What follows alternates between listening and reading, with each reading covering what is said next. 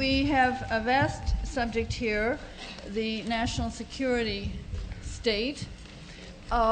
We have three distinguished speakers who will each speak for 15 minutes, no longer, that's the idea, so that we can have an hour and a quarter for questions and answers. The first speaker is Professor Falk, who is a distinguished jurist, I think is familiar to everybody, and who needs no introduction, and is himself going to introduce the origins of the national security state. Thank you. Let me first say that I'm very delighted to be part of what I think is a very important conference taking place at a critical time when the paucity of radical thinking has been very obviously costly to the quality of political democracy in this country. I want to emphasize two different explanations of how the national security state came about and try to evaluate them both. I think they both have something significant to teach us. Briefly, the first one is that the national security state was basically a response to a series of structural developments in international society associated with the kinds of military technology that emerged during the course of World War II, that it reflected the place of war in international relations, and therefore was, when you combine the kind of technology that was available with the centrality of war, the sort of national security apparatus that emerged was virtually inevitable. And this in turn combined with the tendency of major states, leading states, to always take full advantage of whatever opportunities existed for economic and geopolitical expansion.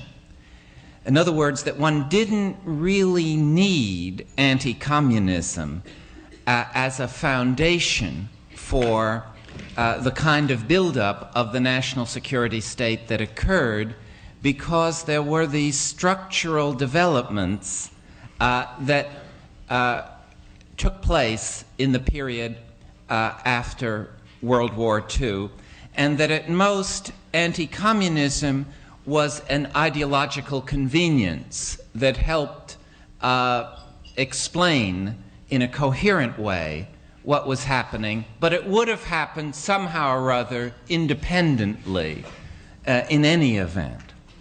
The second line of explanation is, I suppose, evident from the way I've been talking, that anti-communism was more than an ideological convenience, that it was an indispensable and integral element in creating the national security state, because it was the only way in which a domestic consensus could be mobilized and sustained, and it was the only way to overcome very fundamental U.S. traditions about demobilization in post-war periods, and especially about staying out of European politics. One has to understand that the post-war U.S. foreign policy represented an extraordinary rupture with the traditions of U.S. foreign policy, going back to George Washington's farewell address, the keystone of which was, let Europe fight its own wars. If we have to participate, we'll enter them after they start. And World War I and World War II both proceeded from those premises, where both presidents, Woodrow Wilson and Franklin Roosevelt, had to manipulate domestic public opinion in order to create an interventionary base of political support. The isolationist tradition with respect to Europe not with respect to Western Hemisphere or the Pacific. Isolationism only meant staying out of Europe. And that was a very strong heartland tradition that had to be overcome in the post-1945 climate of opinion. So it seems to me these two views were are central to our understanding of how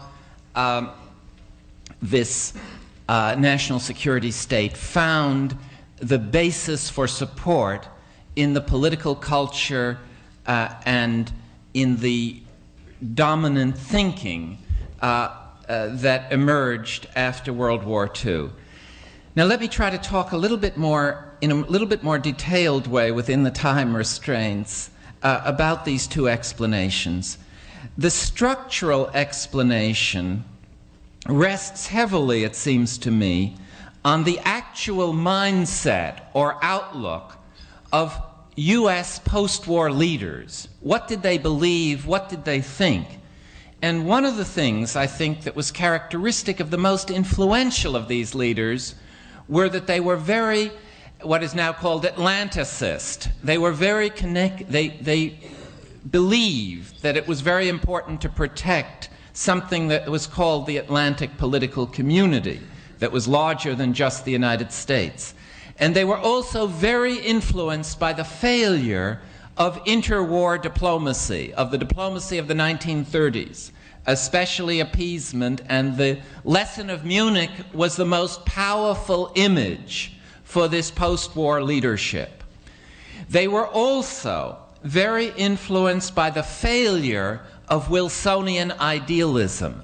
They did not trust law or morality or international institutions as the basis for maintaining international security. They were skeptical of the United Nations. They were skeptical of any kind of serious reliance on international law. George Kennan and Dean Acheson were the archetypal thinkers with this kind of point of view. They believed that the way to create peace, the only way, was to have superior countervailing military power, and that therefore that the preparation for war, paradoxically, was the basis for peace, and the only basis, and that disarming or demobilizing were actually war-provoking postures. The second important element here was the character of the changed character of the global geopolitical setting, especially the weakening of Europe as an organizing force in the world. The collapse of the colonial powers established what was regarded at the time as a vacuum.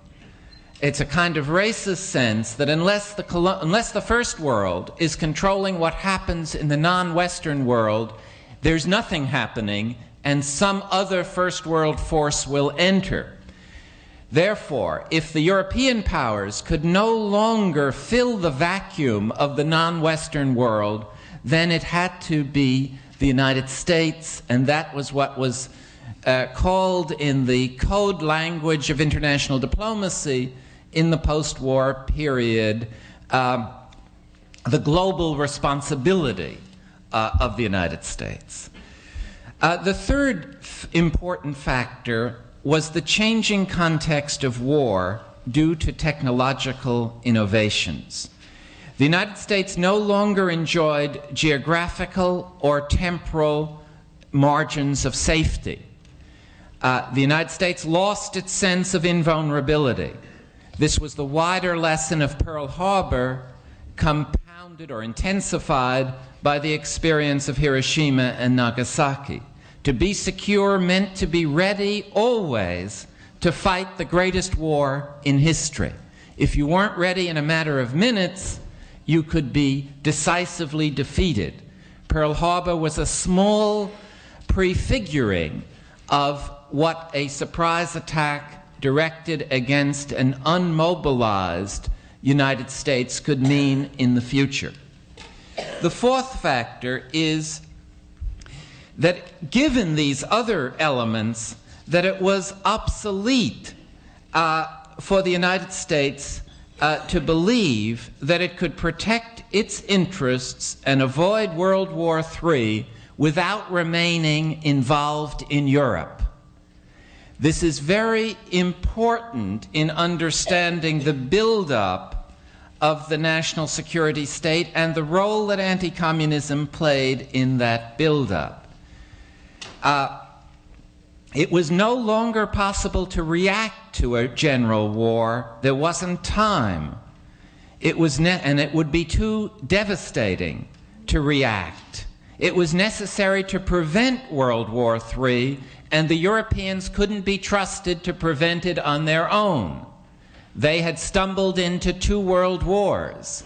Germany had to be kept weak, and one had to find an acceptable way to keep Germany weak, and the only way to do that was to keep it divided. And there had to be a legitimate foundation for that division. Again, anti-communism, anti-Sovietism was very important. The fifth and final important element here was the sense that capitalism as a political economic form depended, if not on war, at least on a continued high level of military spending. What has sometimes been called military Keynesianism was seen as indispensable to avoid the recurrence of the Great Depression. And the leaders and the thinking in this post-war period was not only preoccupied with Munich, the lessons of Munich and Pearl Harbor, but also the fear that capitalism couldn't find a peacetime strategy for successfully protecting the world economy. Now, in these settings, all of these factors, in a sense, are quite independent of the existence of the Soviet Union and of the challenge of communism. But what one has to notice is that there was another way of thinking about the post-war period, and that was based on a continuation of wartime collaboration. Franklin Roosevelt had the vision of the Four Horsemen, so-called, who would maintain the peace of the world after fascism was defeated. It was not a view based on the United Nations. It was a balance of power view, but the Soviet Union and the United States would be partners, not antagonists, in that vision. One also finds that in the very earliest documents, 45, 46 documents, secret documents within the government, there was a disagreement between this Pentagon, the Defense Department as it was then called, and the State Department as to how much reliance should be placed on the United Nations, how much reliance on cooperation with the Soviet Union. There was not, at that immediate post-war period, a consensus that the Soviet Union was the rival and the defining element in U.S. security policy. And that's where anti-communism came in, because it built the consensus that overcame isolationism, overcame the sense that maybe the United Nations should be given a chance, that maybe one could continue the post-war collaboration. And this reliance on anti-communism as a cohering ideology had the dual effects of validating a permanent reliance on militarism as the basis for dealing with the external world, and particularly it created the foundation for staying involved in Europe, that Europe became occupied as a continent in a way that isolationism would never have permitted. without being trumped, in effect, by anti-communism.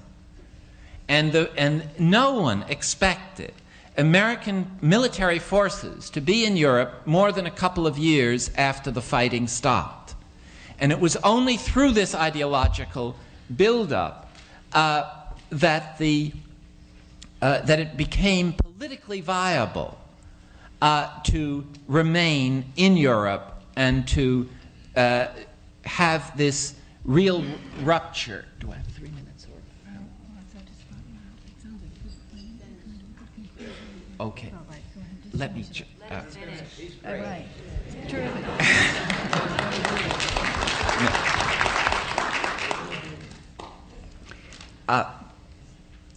The external dimension of the ideological reinforcement of this structural position was, as I said, a permanent militarism.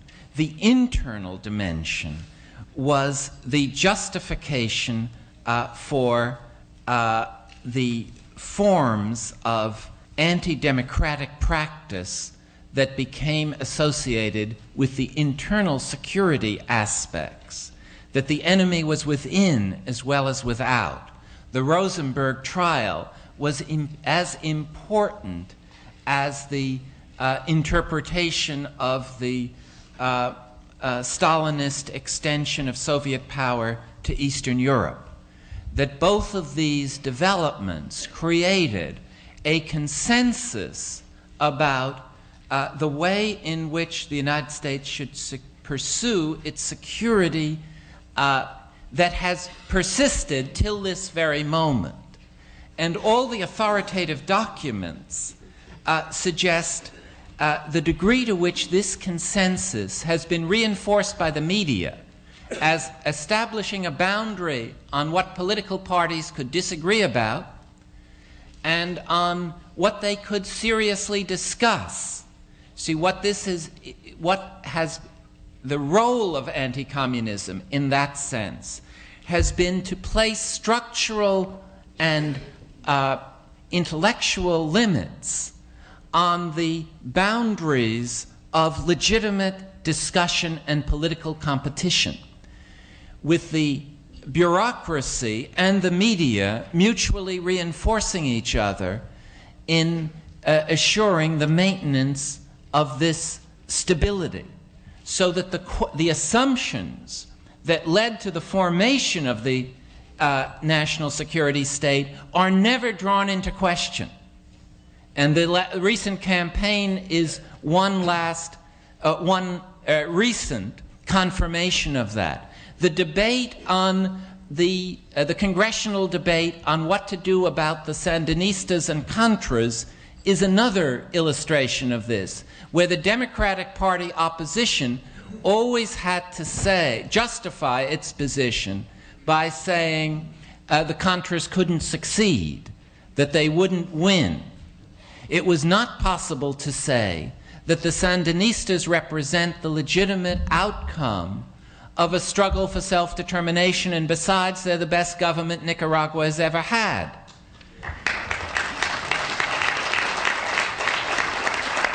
As far as I know, no major political figure or major media source has been willing to associate itself with that view. And that's the last sort of the enduring, colonizing impact of this Cold War ideology, which even if we become friendly with the Soviet Union, will still have us in its thraldom, because it's displaced onto an opposition toward any kind of political radicalism anywhere in the world. And so, in conclusion, I would say that it's indispensable to operate in a political climate that fundamentally repudiates these boundaries, both structural and ideological, on political choice, political discussion, and that, as far as I can tell, the formal institutions of the government at this point don't allow that, nor do the two political parties. So what is called for is some kind of new radicalism that repudiates the possibilities of success within mainstream competition at this time. Thank you.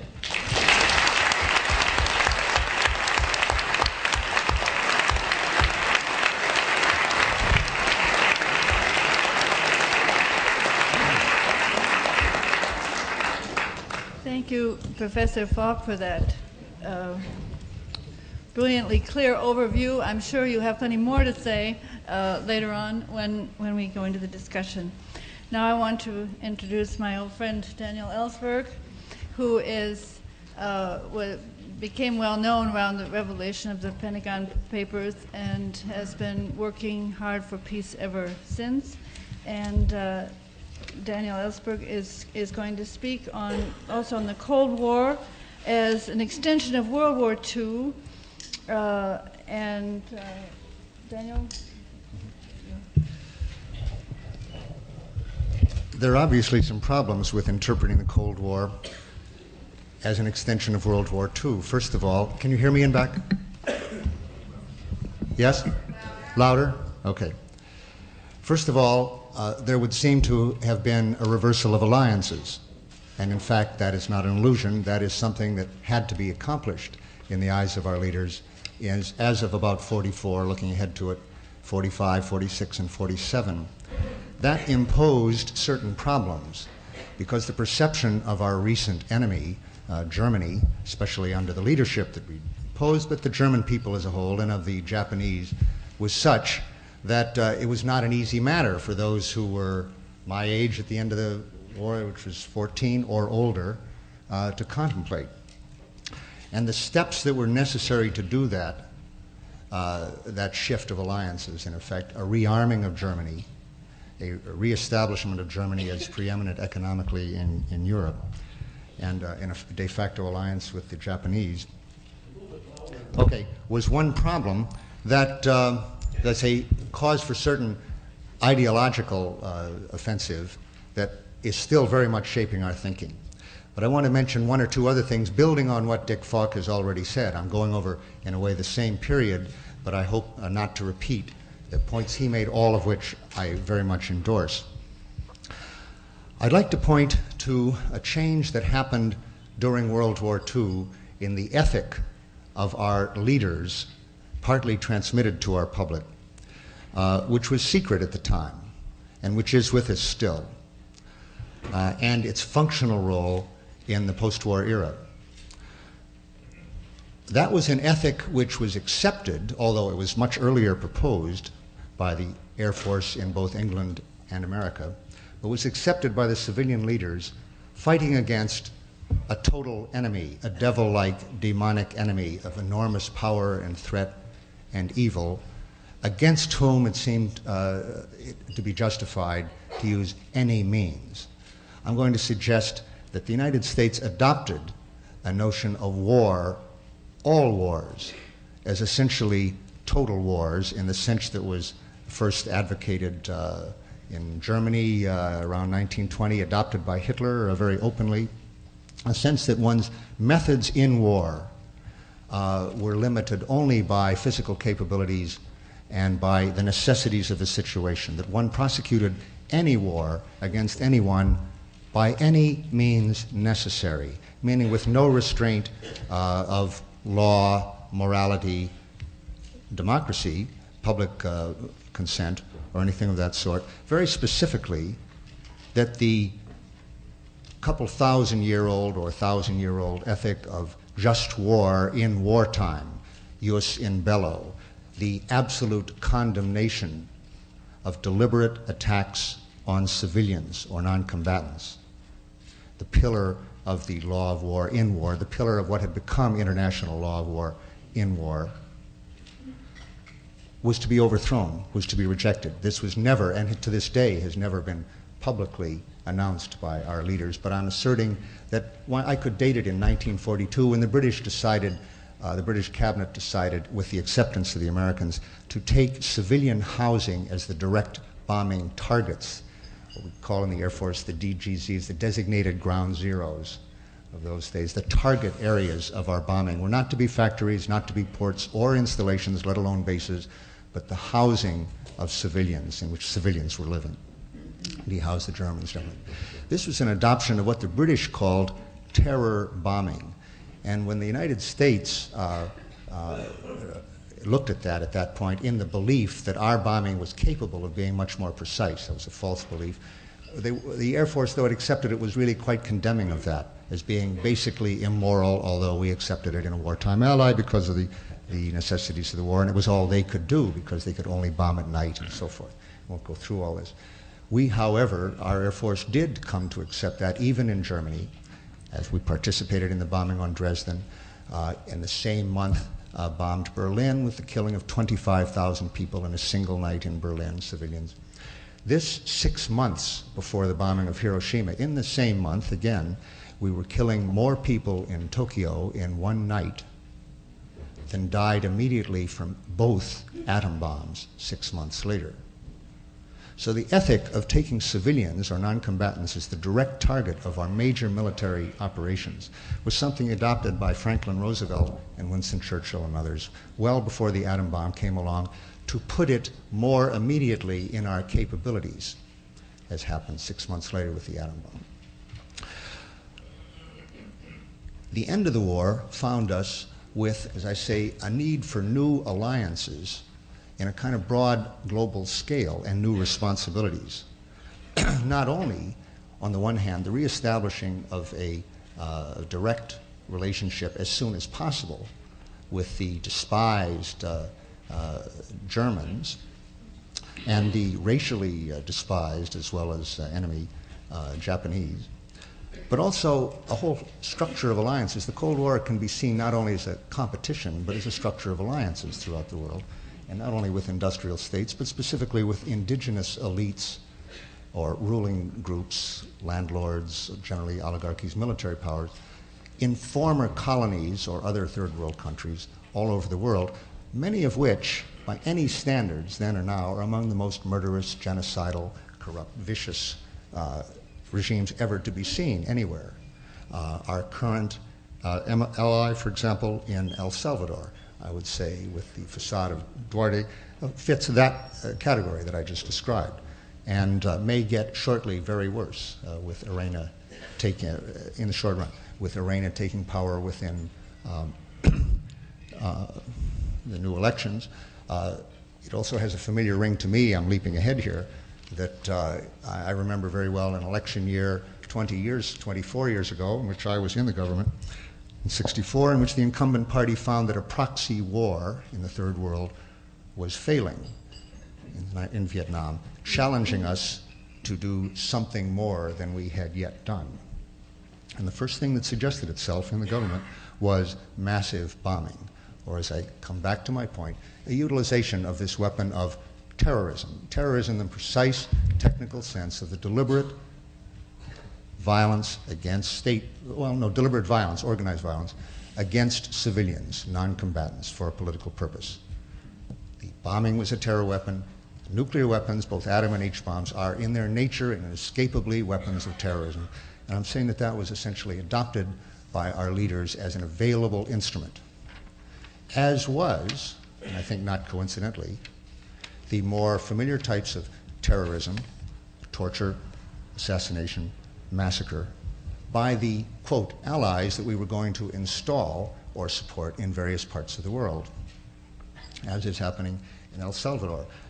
The terrorism, we should remember, by the way, in El Salvador, that reached the level of perhaps 40,000 people in the year 1980, was a year of a Democratic administration. That was pre-Reagan. It was Jimmy Carter who presided over that death squad democracy, and Reagan, which continued it. And Bush, who was going to continue it earlier. I'm saying this has been available for a long time. This has been available for a long time. Sorry, you can't hear me? Okay. I've described then several challenges to a leadership. The use of absolute weapons, the use of weapons that did not admit of ethical use in earlier terms, which needed an absolute enemy to justify them. Ho Chi Minh, Fidel Castro, etc., on their own really are hard to justify this kind of approach to. It was necessary to have an enemy that was powerful and threatening as well as absolutely evil and absolutely unrestrained. And of course we found this in the model that we've just gone through of Adolf Hitler. So the necessity of seeing Soviet Union not only as repressive, which it certainly was, not only as murderous to its own population, but as a power of absolutely unrestrained, insatiable global ambitions, capable of reckless means, willing to use any means in the pursuit of those ambitions, in the model of Hitler, was essential, as I say, to these functions we saw of taking over the worldwide responsibilities of the former colonial powers, endorsing them, and doing this in the company of former enemy powers. And this is where we are ever since, fighting an absolute enemy with the threat always, and I could take a long time on this, which I don't have, to say how often, in fact, we have used the absolute weapon of H-bombs in the form of threats, used them in the way that a gun is used when you point it at someone's head, whether or not you pull the trigger. We have used nuclear weapons secretly in that way at least a dozen times, and I'm suggesting now that that is closely related to the ability to see our opponent all over the world, wherever, in Central America, in Iran, wherever, as an arm of this absolute Hitler-like enemy. But one last aspect of that identification needs to be mentioned, and that is an enemy with whom one cannot compromise because of its insatiability, contempt for law, trickiness, and so forth. No collaboration is possible, no compromise is possible, an essential pillar of the Cold War formula, perception, and one which had, I put it to you at this point, no relation to the reality of potential dealings with the Soviet Union under any of the leaderships we've seen. Well, some reality to Hitler. Dick mentioned Munich. One way to understand Munich would have been, could have been, that it was a mistake to see the Soviet Union as a country one could not collaborate with at the time of Munich, and to see Hitler as one could compromise with. In other words, to see the Soviet Union, in effect, as a greater evil, Hitler as a lesser evil. That was the mistake. That would be one way to read the lesson of Munich. Of course, it's not the way we read it. The totalitarian notion, which equates Hitler with the Soviet Union, in retrospect confirms our unwillingness to ally with the Soviet Union in 1937 or 38, and says the only mistake was we thought we could ally with anyone like the Soviet Union, such as Hitler. These are totalitarian countries one cannot collaborate with. Put our wartime experience beside. Again, we learned this different lesson, but it was necessary to quickly forget it, that grand alliance just never happened, which is what most Americans now think, if you're aware of current polls. We were not allied, we could not have been allied, and so forth, and we certainly cannot in the future. We now face a situation in which, thanks to the buildup of both sides, by both sides, the Soviet Union and the United States, of the capability to end life on Earth, each can do that individually. The French and the English will shortly modernize their forces to a degree which will make it possible for them individually to create nuclear winter. So we'll have 4 superpowers in that new sense, and others coming. This is a world in which essentially no problem we face, not the nuclear one, but not the ecological one, not the economic one, can possibly be handled, even addressed, on the unilateral national basis on which each of our candidates in the recent election is purporting to address it. A total, in fealty to this image of the necessity and possibility of unilateral action without collaboration with enemies or any powerful friends, each of them is turning away from this fundamental reality. A dismaying, I've reached my time here, a dismaying situation. Even though I've reached my time, I ask for 60 seconds to point to one image of hope here. It will take a miracle, it would seem, for the politics of this country as it's exhibited in this election to be transcended. An election in which the truly liberal, to some degree, governor of Massachusetts found it necessary to pledge his allegiance to the Trident II missile, the stealth bomber, to the arms race in general, to what the flag has always stood for, the preeminence of militarism, the preeminence of an arms buildup, and so forth. And that's where we are. That's the choice we had. It will take a miracle to transcend that. There happens to be one world leader at this moment. Only one. He's not in France. He's not in Italy. He's certainly not in this country. and he's in a country where you would not have looked for it 5 years ago, Gorbachev, who is talking sense on this subject, simply talking sense.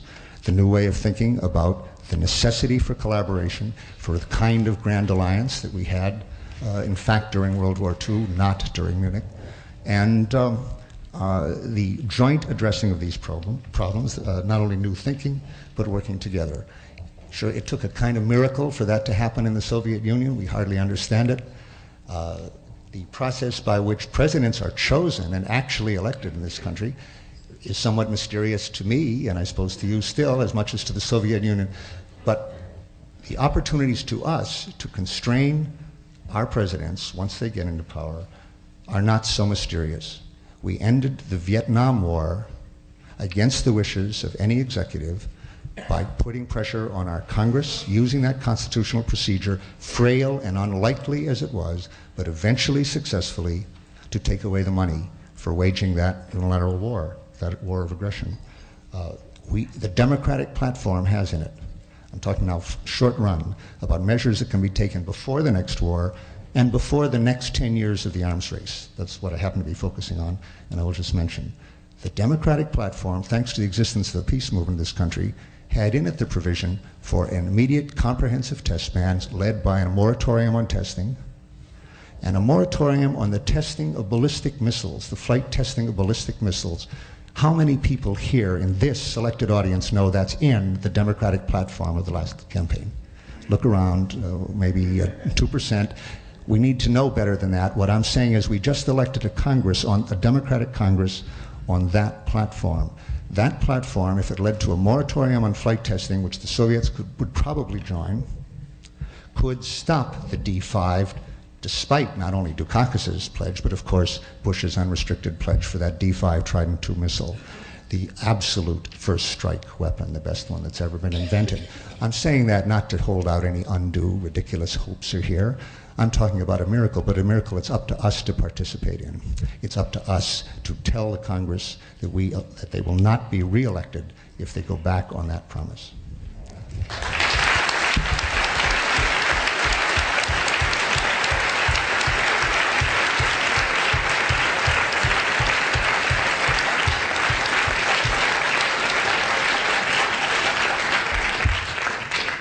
Thank you very much, Daniel Ellsberg. Our third speaker is A.W. Singham, professor of political science, writer on non-alignment, specialist on non-alignment, and consultant to the United Nations and government of Zimbabwe, and an activist, and is going to speak to us from the consumer point of view of the national security state.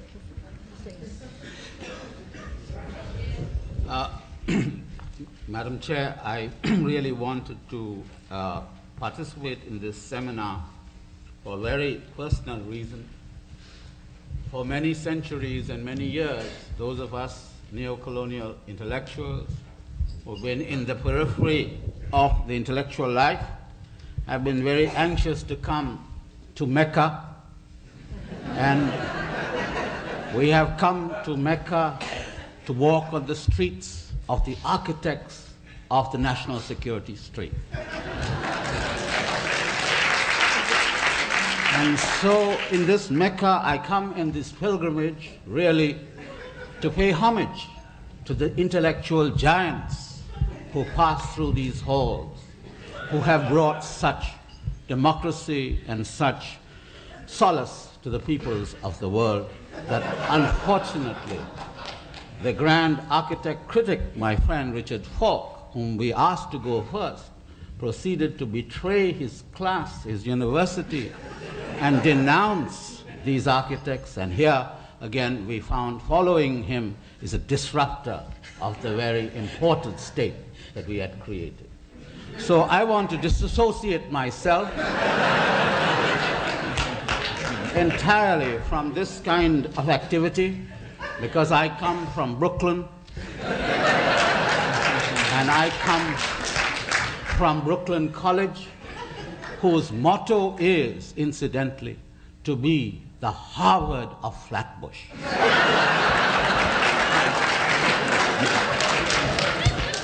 Can you imagine a greater obscenity? Well, now we are not only going to have security managers who are nice, wasp individuals, but we are now going to have brown skin, yellow skin, black skin security managers to enter the halls of the national security state. So with that, Madam Chair, I come to discuss what I want to call very specifically the internationalization of the national security state. What we are witnessing today is a global transformation, and this global transformation took the form immediately after World War II in changing the various sectors of the world that we now crudely call the Third World into a series of war zones, so that the export of the national security state in some ways began with the Korean War, when the first giant experiment was undertaken where traditional indigenous conflicts could be utilized and transformed into becoming a global conflict. But primarily, the ideological weapon for the transformation of these regional conflicts into global conflicts was the effective use of the doctrine of anti-communism. So that the fundamental philosophical tenet of the export of the national security model was the doctrine of the capitalist encirclement of the socialist world. This encirclement was to take three forms. One, of course, the obvious, was the military form. The second, and equally important, was the economic form. And thirdly, the cultural form. So that when we talk about the national security state, we should not think of it primarily as an instrument of nuclear weapons and use of nuclear weapons, but indeed the nuclear doctrine integrated into a war doctrine, as Daniel has clearly pointed out, has formed has created what I call the phenomenon of the garrison state, but most importantly, to transform civil states and national states into garrison societies. So that what we now see happening globally is the garrisonization of the nation state and the creation in the Third World of a number of cordons sanitaires, so to speak, around the doctrine of preserving and protecting the fortress. And the fortress now has expanded to include not just the United States, but Western Europe, Japan, Southern Africa, and possibly, from time to time, Israel. This creation of what we now call the new transnational state is an advance over the concept, it is an extension of the concept of the transnational cooperation. This transnational state is designed for the protection of the fortress of capital. And in order to protect the fortress of capital, it is essential to have a cultural strategy. And that cultural strategy is the expansion and export of values associated with violence and the consumption of violence and the techniques of violence as a daily way by which conflict resolution can be resolved. This, what I call the internationalization of the Uzi, essentially becomes a weapon that becomes now part and parcel of our school system, but most importantly becomes part and parcel of the garrison strategy of namely influencing educational values to that of the garrison. Now, this phenomenon of transformation of the internationalization of the garrison state must be also seen domestically as having certain immediate consequences. In order to make sure that the national garrison state remains secure, it is vital to develop an urban pacification program to contain anti-war movements and the black movements when they become politicized. So the domestic consequence of the national security state is just not only political repression, but a pacification program. And this pacification program essentially gets linked with the concept of welfare, which is then employed and used in the political rhetoric depending on how the ruling elites wish to utilize that notion of welfare.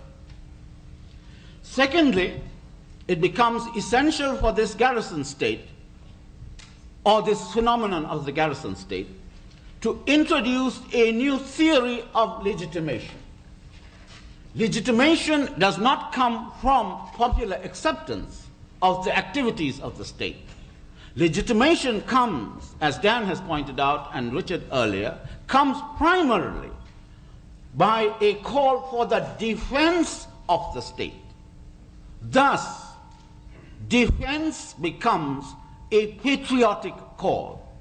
And once defense is made a patriotic value, then those who even attempt to water down defense become objects of attack as being treasonous. So that this gradual transformation of a garrison value, i.e. defense, turning it into a value of legitimation, thus making the body politic essentially dependent on the view that if you oppose the techniques of violence, you indeed become treasonous. Now this creates a major problem for political activity in any society. And I'm not going to talk about this particular society, which we have considerable experience with. But I want to talk about how the concept of security now, when it's exported, transforms the security doctrine itself. Therefore, the security of the Caribbean region becomes not a problem for the Caribbean, but the security of the Caribbean is an American problem. This transformation and redefinition of the concept of national security and integrated into the theory of regional security, then linked with the security of the fortress, has changed and totally transformed world politics and has made a total mockery out of the concept of the nation state and sovereignty. So that this nation state, so to speak, this national security state, functions in some ways as follows. It requires an economic strategy for the fortresses to be secure to obtain their resources. 2, it requires a monetary strategy where the integration of the dominant currency takes place and is dictated to by the fortress. And thirdly, it requires a series of local gendarmes to undertake the task of policing the local populations.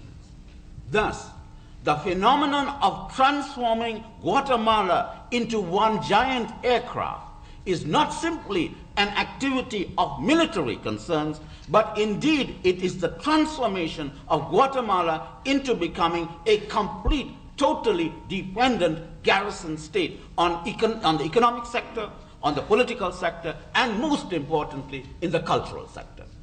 I have no time today to discuss the cultural sector, but I think we need a very serious analysis of the culture of the national security state.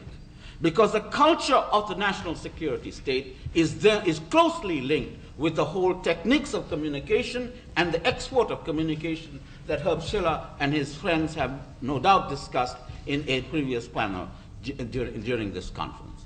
In other words, information and culture become an integral part of the strategy of the national security state.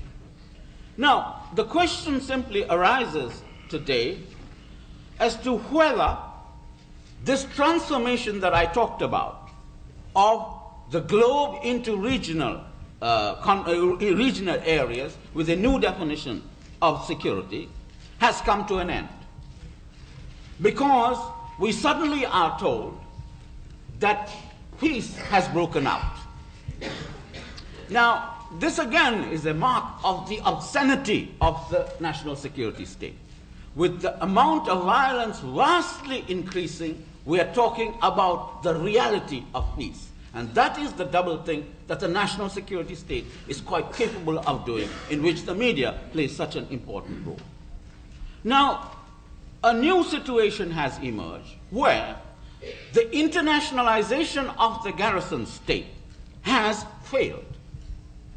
Because, to a large extent, what was undertaken in Korea, Vietnam, in East Asia, Middle East, Southern Africa, Central America, was essentially a phenomenon where regional countries began to resist, not nationally, but to resist regionally to the impact of this new international security state that demanded a new concept of loyalty and sovereignty. So that it has been the resistance in Southeast Asia, in Korea, in Afghanistan, in Southern Africa, indeed in Central America, that has brought about a change in the conceptual thinking of the national security managers. Therefore, to say that peace is now being given to these people without recognizing that they have been struggling against the hegemony of the national security state and succeeding. When they succeeded, they turned to the only institution that they felt could legitimize it, namely the United Nations.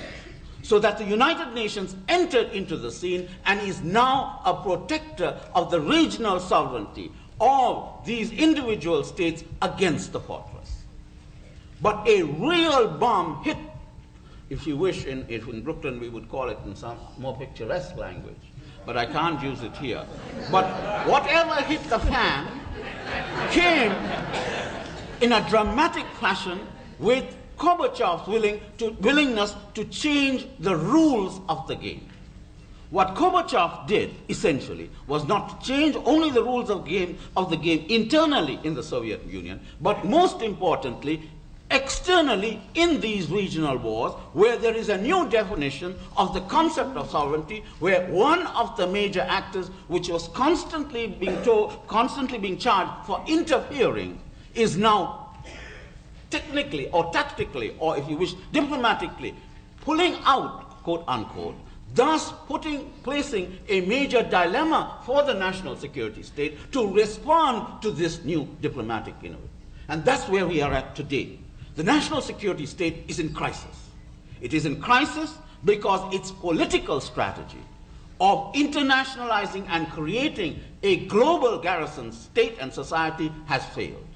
Two, it recognizes that this failure is causing a massive economic crisis internally, which it has to readjust to. Three, it has also recognized in order to pacify the domestic populations, this strategy will not work because of the growing interest in peace. Thus, the national security state has found that its strategy for since World War II is slowly coming to a halt. Under these conditions, the question must now be raised, what kind of alternative we have to create to the garrison state and garrison society.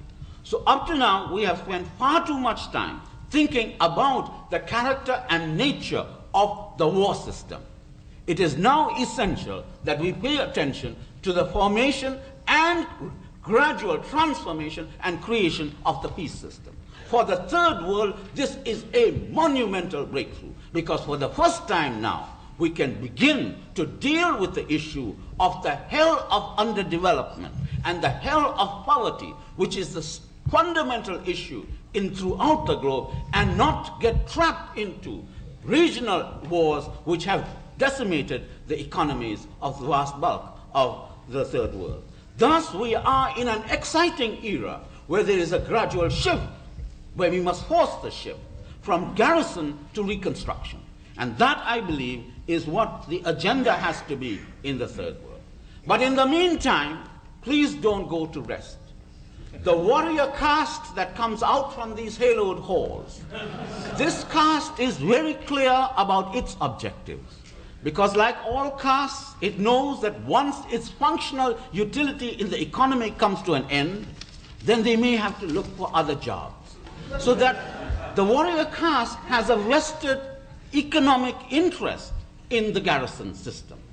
And therefore, it is necessary for us to start thinking about alternative employment forms for the garrison caste, so that we can indeed begin to develop more creative mechanisms to deal with what we now call the informal sector. In conclusion, Madam Chair, I just want to show that a clear example of the total incapacity of the garrison state to deal with social problems is revealed so dramatically in the phenomenon of its total inability to handle the drug question. The informal economy that was unleashed, the drug question. The drug issue, which essentially is a social problem, but it is also a byproduct of this international security state. Because the international security state is revealing once again it is incapable of dealing with a social problem, quote unquote, which is economically linked with bulk of the producing sector, and they cannot even handle the distribution system. So that the informal economy in the cities is finally revealing that the national security state is not only bankrupt and impotent internationally, but it is quickly recognizing that nationally it is time to change its orientation.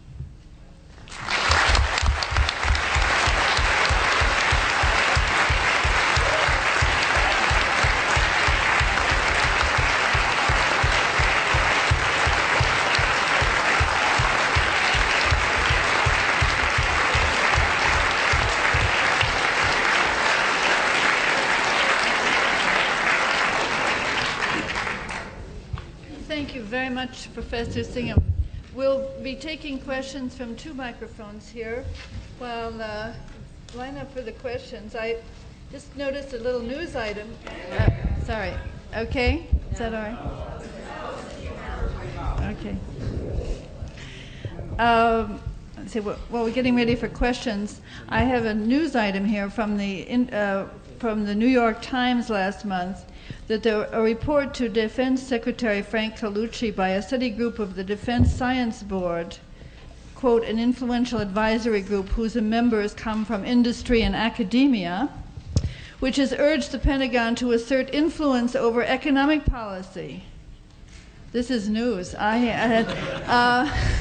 head off, quote, an increasing loss of technological leadership to both allies and adversaries.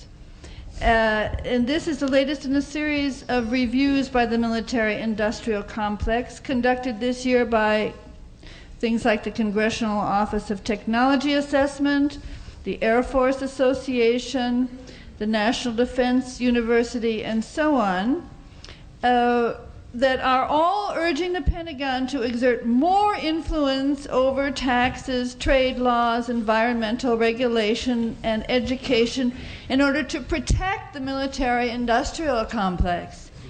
And the New York Times reporter says that a widely held aversion to political control of the economy is just one element that could stand in the way of this new thinking on the military-industrial complex. New York Times, well, I read it in the International Herald Tribune of 18 October. But it's probably a day later because the Herald Tribune picks up the New York Times with about a day's delay. But I thought that faced with Gorbachev's new thinking, that the Pentagon new thinking gave something to think about. So anyway, now we'll be taking questions. Please.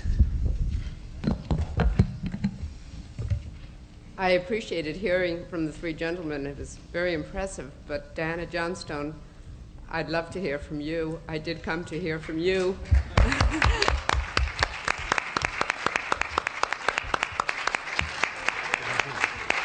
And A suggestion would be that perhaps would it be too impromptu to apply Professor Singham's thoughts to Europe?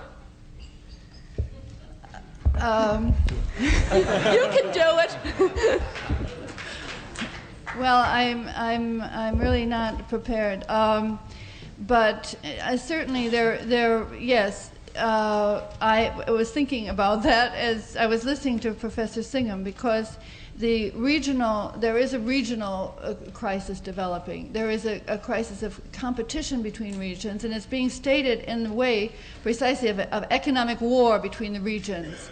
And it's very dangerous to see what kind of regional division is developing, because there is a great deal of talk about the European common market finally becoming a common market, although wait a little bit. But there's a huge campaign that is going on, especially in the financial press, the Wall Street Journal, and so on, against Fortress Europe. You know, they're going to cheat as usual. They're going to cheat and practice protectionism so that we can't take over everything there. And they're going to protect their farmers. They're not going to drive them off all the land so that we can, flood the place with our soybeans and hamburgers.